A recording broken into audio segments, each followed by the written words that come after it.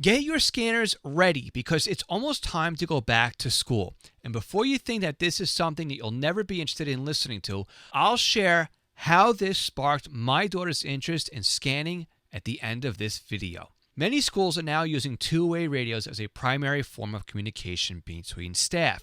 So whether this is during fire drills, between teachers and the office, or bus duty and dismissals, many on-site staff can be seen walking around with a radio. And while many of these might be on a more advanced setup like DMR or NXDN or a trunked radio, many are simple two-way radios. In other words, basic FRS and entry-level business band radios. You can find these frequencies on the Radio Reference Wiki under Common, Itinerant, and Businesses. Pay attention specifically to the color, star, and dot frequencies, as these are where a lot of these bubble box radios are pre-programmed too. And don't forget to load in the Motorola and Kenwood default frequencies into your scanner as well, because I was able to scope out the frequency that I needed to monitor simply by looking at the radio that was on the belts of the staff. And just by finding out that manufacturer, I went to that frequency list, and the frequency I needed to listen to was at the very top of that list. So finding the frequency couldn't have been any easier. Now, when I picked my daughter up from school, I already had the radio going and I was listening to the communication between the staff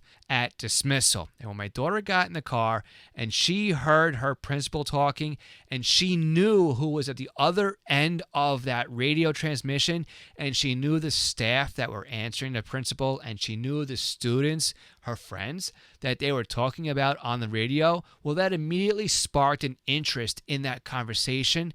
And every time I'd pick her up from school, she'd want the radio because she'd want to kind of snoop in and listen to what was happening kind of behind the scenes, right? So because she knew who was speaking and who they were talking about and what part of the building they were referring to, it really drove home what it was that she was listening to.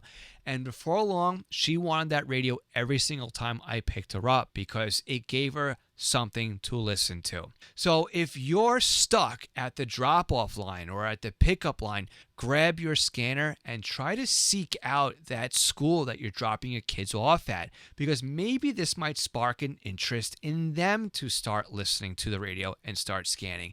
And I'd like to know, did this work as well for you as it did for me? Did listening to the school with your kids actually spark an interest in them when it comes to the scanner radio hobby? Leave me a comment and let me know.